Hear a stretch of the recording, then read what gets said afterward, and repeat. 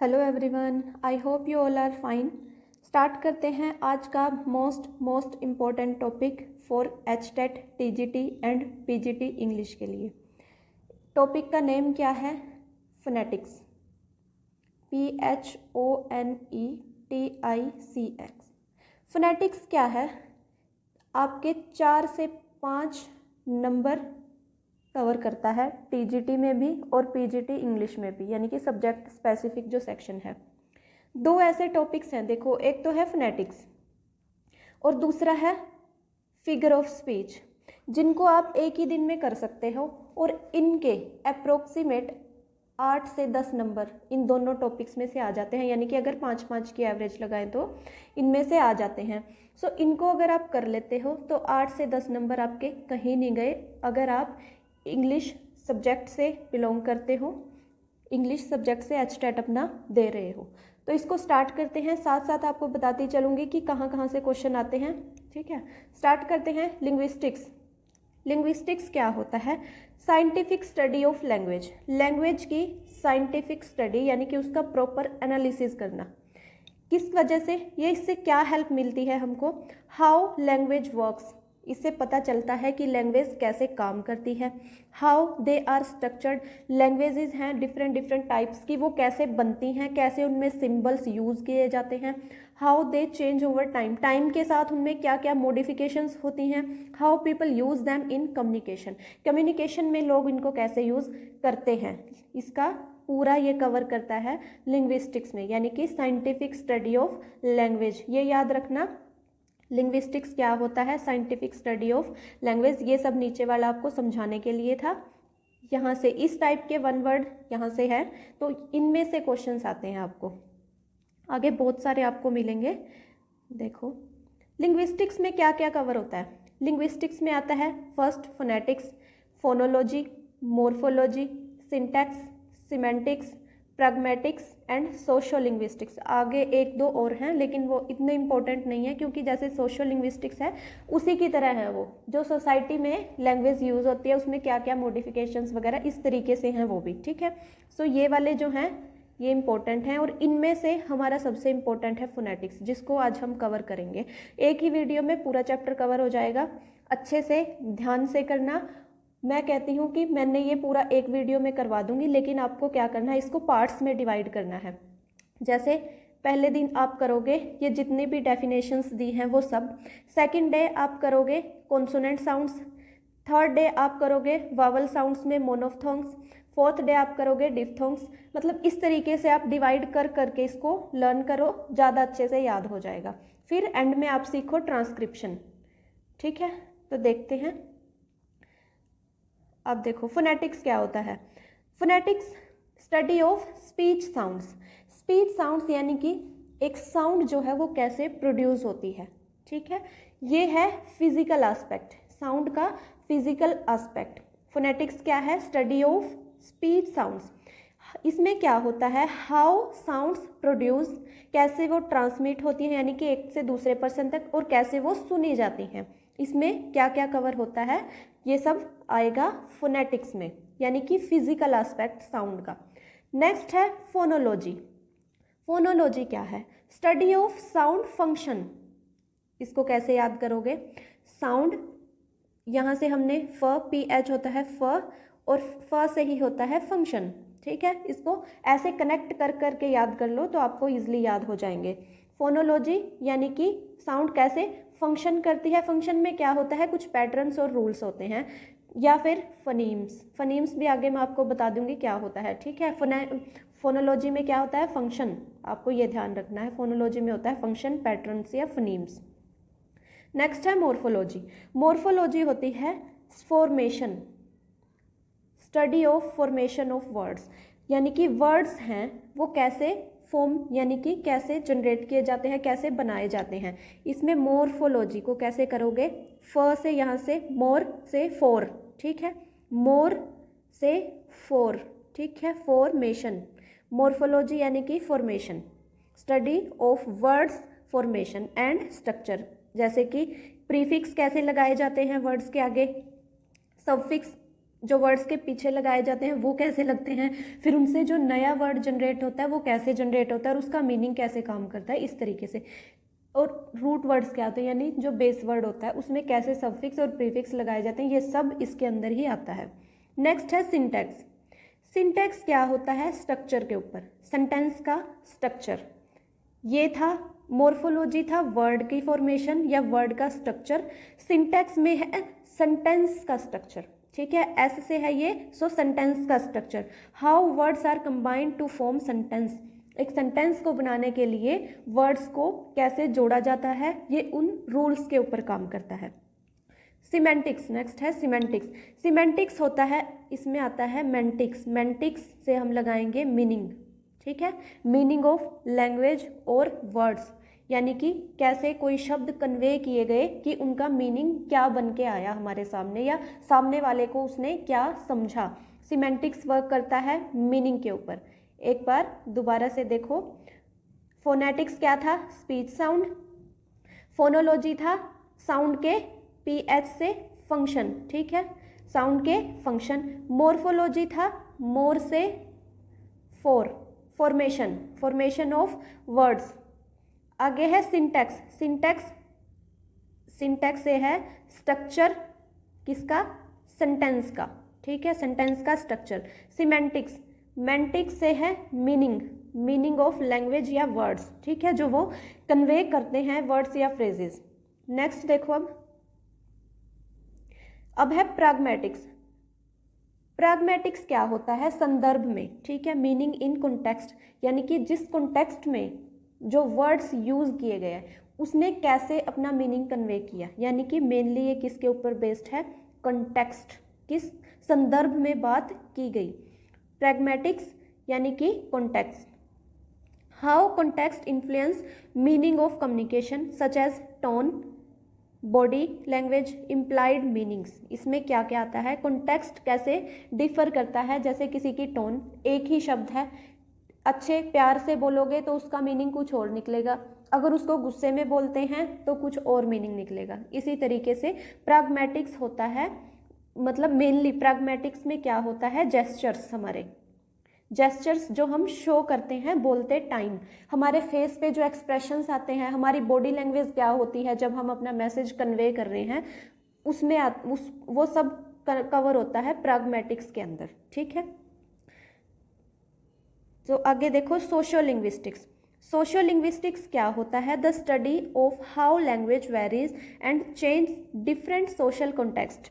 देखो किसी social context में, मतलब लैंग्वेज जो है वो चेंज हो रही है सोशल कॉन्टेक्स्ट के अकॉर्डिंग, उनके डायलेक्ट, जैसे हर लैंग्वेज के अपने डायलेक्ट्स होते हैं, अपनी स्लैंग वर्ड्स होते हैं, कुछ कल्चर के साथ भी लैंग्वेज चेंज होती है। जैसे हरियाणा में हरियाणवी भी बोलने वाले, जैसे इधर जाओगे राजस्थान साइड थोड़ा सा टच है तो उधर अलग तरीके से ओ वाली साउंड में बोला जाता है। जींद में कुछ अलग टाइप की, मतलब ये बांगर टाइप में आता है, तो यहाँ अलग लैंग्वेज बोली जाती है, थोड़ा थोड़ा सा, लेकिन है तो सब जगह हरियाणवी, लेकिन जगह की वजह से जो उसमें चेंज आते हैं तो उन चेंजेस को बोलते हैं सोशल लिंग्विस्टिक्स के अंदर, वो सब कवर होते हैं। अप्लाइड लिंग्विस्टिक्स, अप्लाइड यानी कि अप्लाई करना, अप्लाइड यानी कि अप्लाई करना, यानी कि लिंग्विस्टिक्स का ज्ञान अप्लाई करना, जैसे कि स्टडीज़ में, प्रैक्टिकल एस्पेक्ट इसको बोलते हैं स्टडीज़ में, लैंग्वेज टीचिंग, ट्रांसलेशन कैसे होती है, स्पीच थ्योरी कैसे काम करती है, ये सब मतलब अप्लाइड यानी कि उसको टीचिंग में लेके आना। अप्लाइड लिंग्विस्टिक्स मीन्स टीचिंग में लेके आना लैंग्वेज को। नेक्स्ट देखो, ये हैं फनीम्स, यहाँ से भी आपके क्वेश्चंस आ जाते हैं। अभी तक जितने भी मैंने आपको करवाए हैं जो डेफिनेशंस हैं वो सब बहुत इंपॉर्टेंट है। एक क्वेश्चन आपका डेफिनेशन से आएगा और वो इन्हीं में से कवर हो जाएगा जो मैं आपको करवा रही हूँ, ठीक है। तो फनीम्स देखो, फनीम्स क्या होते हैं, smallest unit of sound in a language, एक लैंग्वेज के अंदर सबसे छोटी यूनिट साउंड की, ठीक है, साउंड की सबसे छोटी यूनिट, साउंड की सबसे छोटी यूनिट को क्या बोलते हैं, फनीम्स। मोर्फिम, मोर्फिम क्या होता है, मोर से एम है इसमें, ठीक है, तो इसमें क्या था, मीनिंग, फनीम में ही ऐसे, मोर्फिम फनीम, फनीम तो हो गया था ओनली साउंड की सबसे छोटी यूनिट, अब फनीम से ही आ गया मोर्फिम, यानी कि और भी गहराई में चले गए, एम से मीनिंग, फनीम यानी कि फिर से साउंड, लैंग्वेज की छोटी यूनिट, किसकी, मीनिंग की, एम से मीनिंग, मीनिंग की सबसे छोटी यूनिट, लैंग्वेज में मीनिंग की सबसे छोटी यूनिट। नेक्स्ट है एलोफोन। एलोफोन क्या होता है? Variation in a phoneme that do not change meaning, मतलब वेरिएशन तो आई लेकिन उससे लैंग्वेज में या जो मैसेज हम कन्वे करना चाहते थे उसमें कोई चेंज नहीं आया, उनको बोलते हैं एलोफोन। इसको कैसे याद करोगे? फोन, फोन मीन्स तो वही फनीम, ठीक है। Allophone, allophone means all same, ऐसे लगा सकते हो, ऑल सेम मतलब कोई चेंज नहीं आया, वेरिएशन की वजह से कोई चेंज नहीं आए। अब है सिलेबल। सिलेबल भी बहुत इंपॉर्टेंट है। सिलेबल के लिए मैं आपको एक ट्रिक भी बताती हूँ। पहले ये देख लो क्या होता है। A unit of pronunciation with a vowel sound, vowel sound के साथ जो प्रोनाउंसिएशन होती है उसको बोलते हैं सिलेबल। और वहाँ पे जो स्टॉप आता है, एक तरीके से स्टॉप भी नहीं कह सकते, लेकिन वोवल साउंड जैसे प्रोड्यूस होती है, वोवल साउंड हमारी जैसे प्रोड्यूस होती है, वहाँ पे सिलेबल लग जाता है। और ये लगता कैसे है? जैसे जहाँ पे भी वावल साउंड आई, जैसे प्रोनाउंसिएशन में ओ साउंड आई ना, तो यहाँ पे आपके लग जाएगा ऐसे एक इस तरीके का साइन, या फिर इस तरीके का वर्ड के, जैसे यहाँ पे ए है तो यहाँ पे इस तरीके से, यहाँ पे यहाँ पे पीछे की साइड लगता है ये मोस्टली, मतलब आगे भी लगा हुआ आपको दिख जाएगा कि कहाँ पे, जहाँ पे वो साउंड प्रोड्यूस होती है ना, उन दोनों वर्ड्स के यहाँ पे बीच में लगता है एक तरीके से, ठीक है। ये पूरी तरीके से कोमा भी नहीं होता, मतलब हम तो ऐसे ही लगाएंगे क्योंकि रिटर्न में ऐसे ही लगा होता, बुक्स में थोड़ा सा इस तरीके से लगा होता। इसकी पहचान देखो, सबसे बढ़िया ट्रिक है इसकी। अभी भी मेरे को याद है जब ये एग्ज़ाम में आया था ना, आई थिंक एचटेट वाले में नहीं, मैंने कोई और एग्ज़ाम दिया था उसमें आया हुआ था। तो इसकी एक बेस्ट ट्रिक है कि किसी आपको एक वर्ड दे दिया जाएगा, जैसे ये प्रोनाउंसिएशन, इसके अंदर कितने सिलेबल हैं, इस टाइप से क्वेश्चन आता है कि इसके अंदर कितने सिलेबल हैं, तो आप कैसे पता लगाओगे? सबसे पहले क्या करो, अपने माउथ को हल्का सा बंद करो, मतलब बंद करके, और अपनी चिन के नीचे अपना हैंड रखो, अपनी चिन के नीचे अपना हैंड रखो, और फिर इस वर्ड को बोल कर देखो, जैसे प्रोनाउंसिएशन। जितनी भी बार आपका हैंड नीचे जाएगा, जितनी भी बार मुंह बंद से आपका मुंह जब भी खुलेगा, जितनी भी बार नीचे आपका हैंड जाएगा, यानी कि आपका मुंह नीचे की तरफ जाएगा, जो नीचे वाला एरिया है, उतने ही सिलेबल होते हैं, ठीक है। प्रोनाउंसिएशन में बोल के देख लो, प्रोनाउंसिएशन, मतलब इस तरीके से। तो ये 4 से 5 इस तरीके के, मतलब बड़े वर्ड्स में आपको 4 से 5 भी मिल सकते हैं, ये डिपेंड करता है कि वावल साउंड कहाँ पे आई है। उतनी ही बार, जितनी बार वावल साउंड आएगी उतनी ही बार आपका हैंड नीचे जाएगा, नीचे, ठीक है। सो ये है सिलेबल को पहचानने के लिए ट्रिक। अब देखो आईपीए। आईपीए की फुल फॉर्म आपको ध्यान रखनी है, international phonetic alphabet. International phonetic alphabet, इसमें क्या होता है? System of symbols representing all possible human speech sounds. इसके अंदर क्या होता है? ये एक सिस्टम है जिसमें सिंबल्स रिप्रेजेंट करते हैं, जितने भी ह्यूमन बींग्स साउंड प्रोड्यूस कर सकते हैं उनको सिंबल्स के थ्रू रिप्रेजेंट किया जाता है। अब है फोनेटिक ट्रांसक्रिप्शन। इसमें क्या होता है? फोनेटिक्स ट्रांसक्रिप्शन में क्या होता है? स्लैश यूज़ किए जाते हैं, जैसे यहाँ पे जो वर्ड होता है वो, और दोनों साइड आएंगे स्लैश। ट्रांसक्रिप्शन में ऐसा होता है, टू रिप्रेजेंट फनीम्स, फनीम्स को रिप्रेजेंट करने के लिए, मतलब छोटी से छोटी इकाई किसकी? वर्ड की। एग्जाम्पल देखो, कैट। कैट को कैसे लिखेंगे हम? ये अभी आपने किया नहीं है तो आगे देखो, ये जस्ट मैंने आपको बता दिया कि ये स्लैश कैसे लगते हैं दोनों आगे पीछे। अभी नेक्स्ट देखो,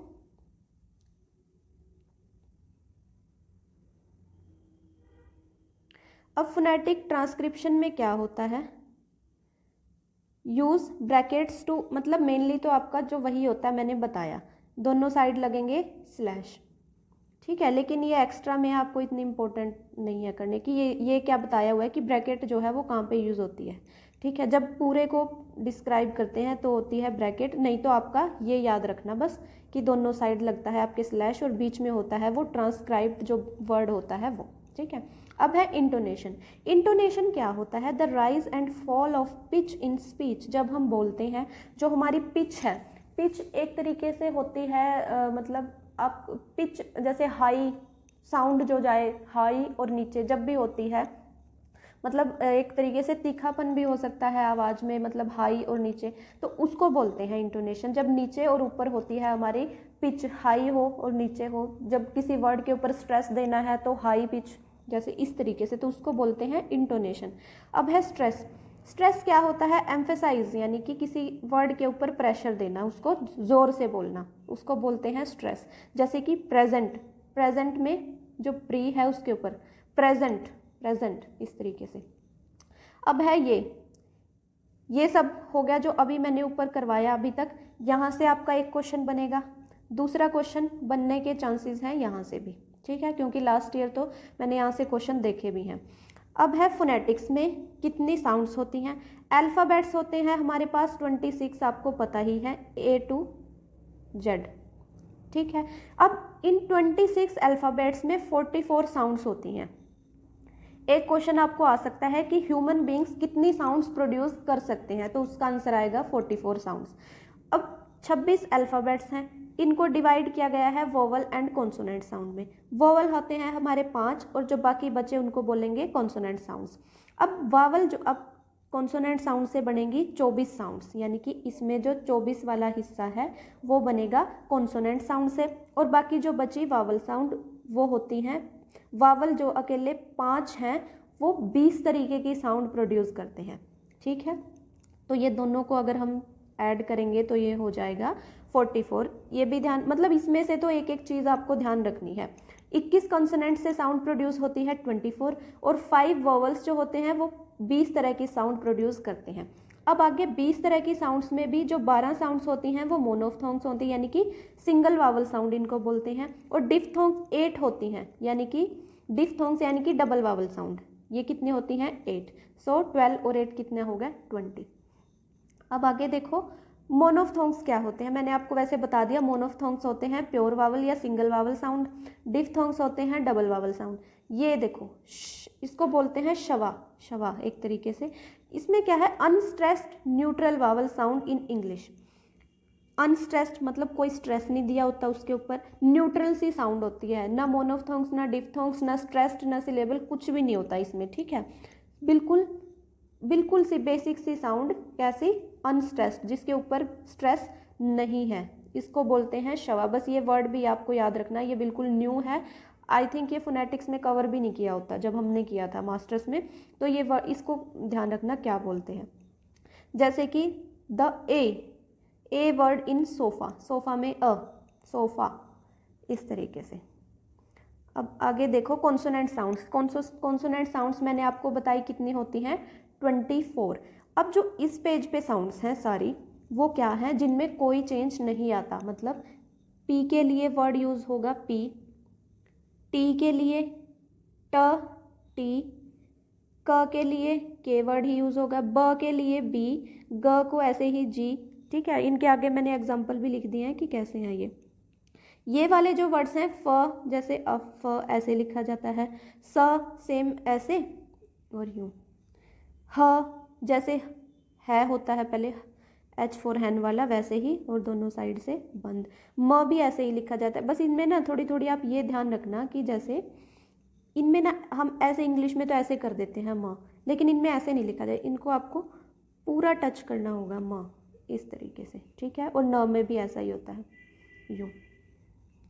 आगे है र का क्या होता है? वैसे तो हम ऐसे भी लिख देते हैं, ठीक है, ऐसे भी लिखते हैं इंग्लिश में तो, लेकिन इसमें क्या आएगा? जैसे आपकी नोट इनमें बुक्स में, टेक्स्ट बुक में आता है ना र, इस तरीके से लिखा जाएगा, यूं, ठीक है।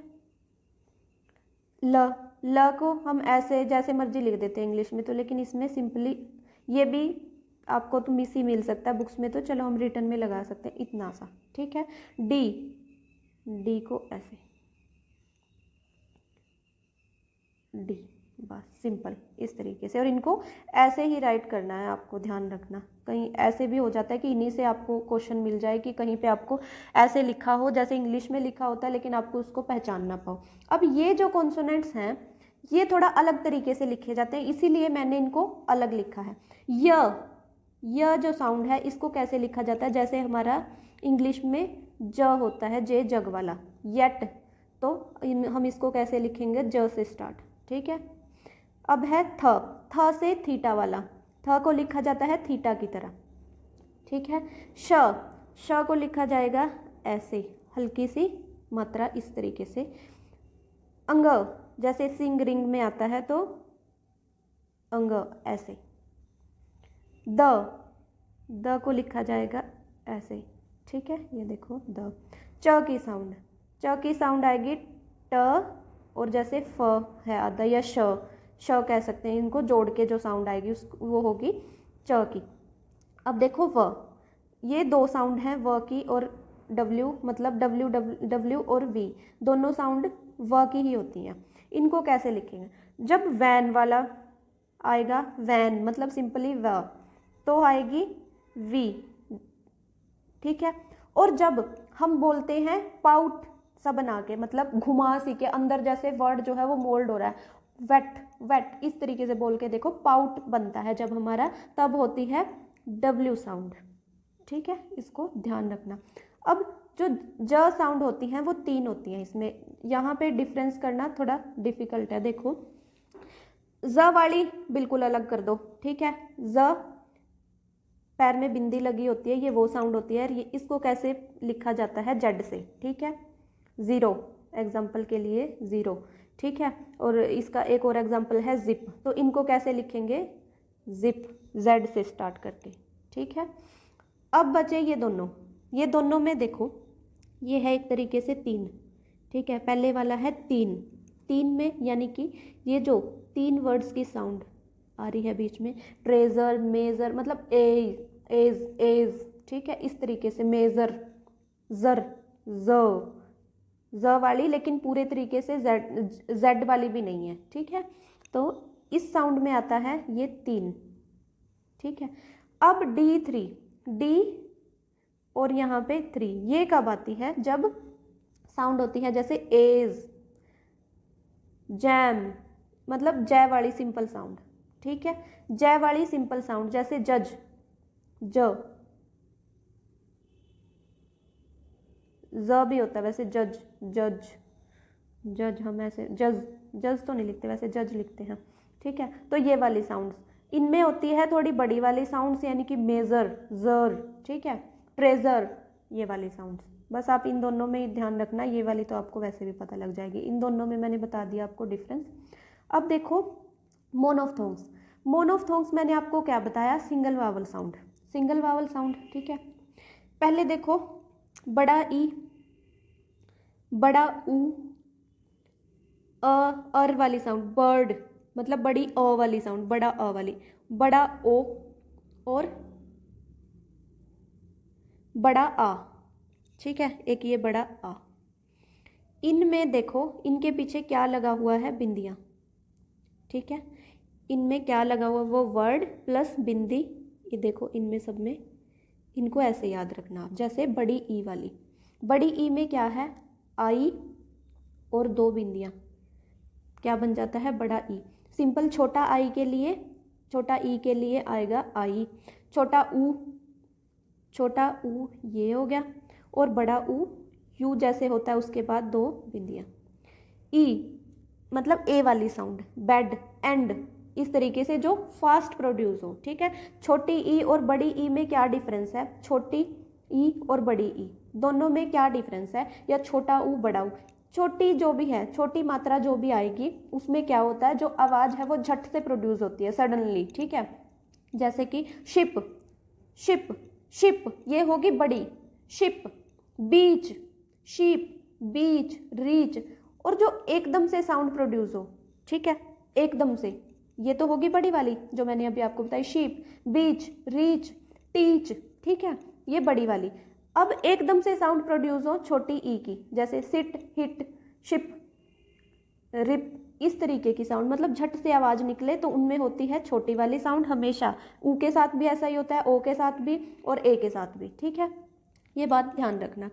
अब है छोटा ए को लिखते हैं जैसे हमारा ई होता है इंग्लिश में, और बड़ा ए लिखा जाता है ए और ई को ज्वाइन कर दिया इस तरीके से। अब ये वाली साउंड आपको बहुत जगह मिलेगी, मतलब ये दोनों ही एक तरीके से। हलंक वाला जो अ होता है, मतलब बिल्कुल छोटी सी साउंड, अ की बिल्कुल हल्की सी साउंड, मतलब जो फास्ट बोला जाता है उसमें लगता है ये, ठीक है। और अ यानी कि पूरा अ वहाँ पे लगता है ये इस तरीके से, जैसे कि हलंक वाला अ, अंडर, अप, रन, मतलब बिल्कुल फास्ट वाला अ। इसमें क्या है, द, टीचर, थोड़ी थोड़ी सी मतलब हल्की हल्की सी साउंड रहती है, हमें पता लगता है कि हमने अ बोला है। अब है अर वाली साउंड, मैंने ये आपको बता भी दी वैसे, ये लगता है ऐसे तीन, मतलब ए का बिल्कुल अगला हिस्सा ये वाला और उसके पीछे दो बिंदियां।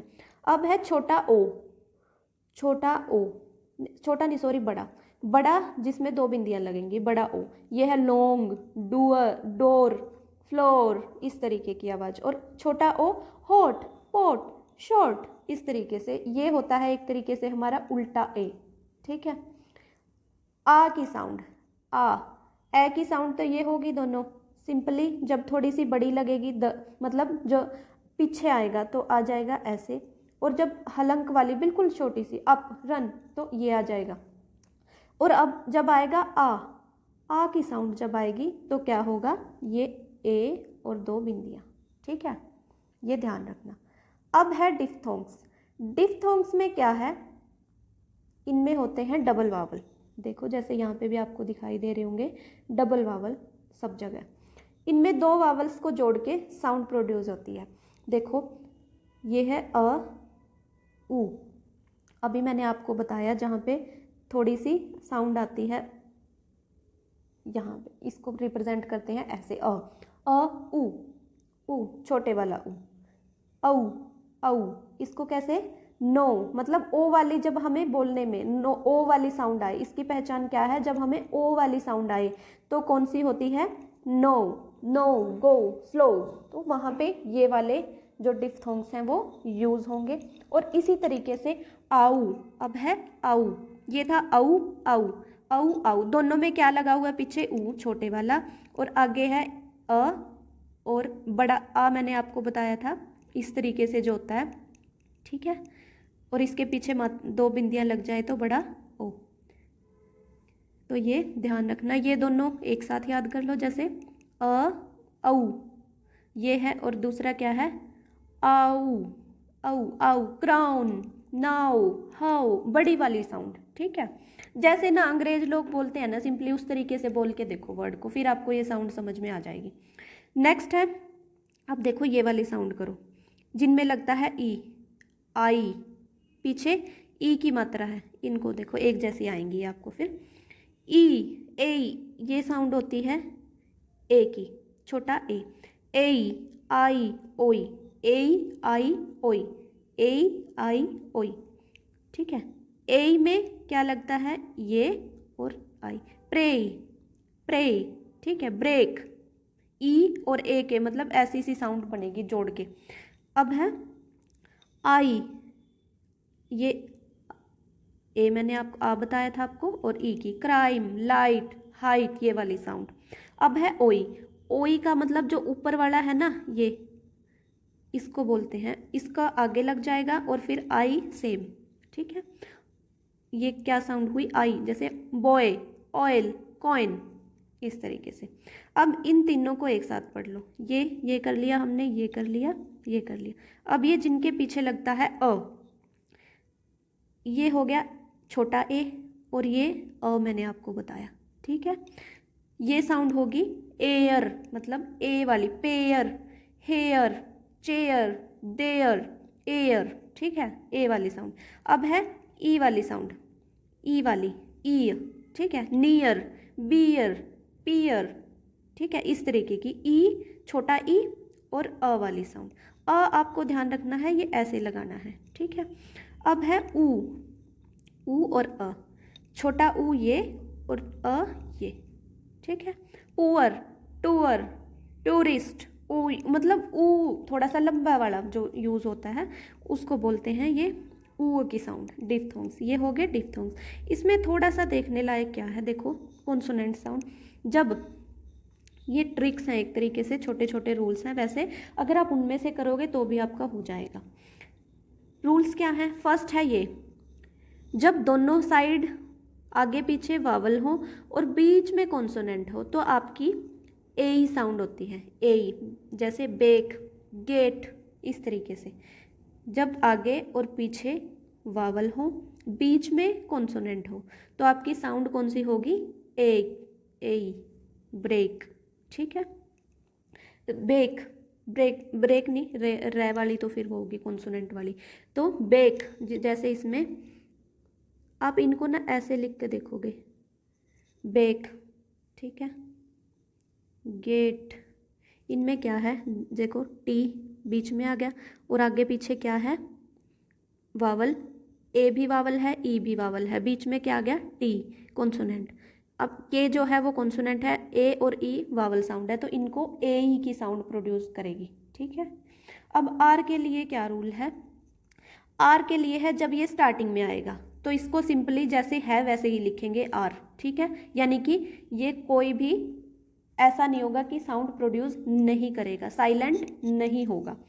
अब अगर ये आ जाता है लास्ट में, जैसे कि फादर, वैसे तो हम बोलते हैं र की साउंड फादर, लेकिन र जो है यहाँ पे साइलेंट होता है, र साइलेंट होता है, साउंड प्रोड्यूस नहीं करता। फादर, फादर, जैसे अंग्रेज लोग बोलते हैं फादर, फादर, उस तरीके से। ठीक है, तो उस टाइम यहाँ पे क्या आएगी? हमारी अ की साउंड पे एंड हो जाएगा, इस वर्ड का हमारे अ की साउंड पे एंड हो जाएगा, तो इसलिए इसको अ, कैसे बताया था मैंने आपको, ये अ लिख देंगे। ठीक है, सो फादर। मिडल में अगर आए तो बिफोर कॉन्सोनेंट कोई चेंज नहीं आएगा, अगर कॉन्सोनेंट से पहले आए मतलब कॉन्सोनेंट पहले आ गए, ये आप रूल आप छोड़ ही दो। ठीक है, सिर्फ ये वाला याद रख लो, इन्हीं से आपका क्वेश्चन आ जाएगा। अब है बिफोर वाउल ब्रेव, सॉरी छोड़ो इसको सबको, ये वाला आप रहने दो, ये याद रख लो बस।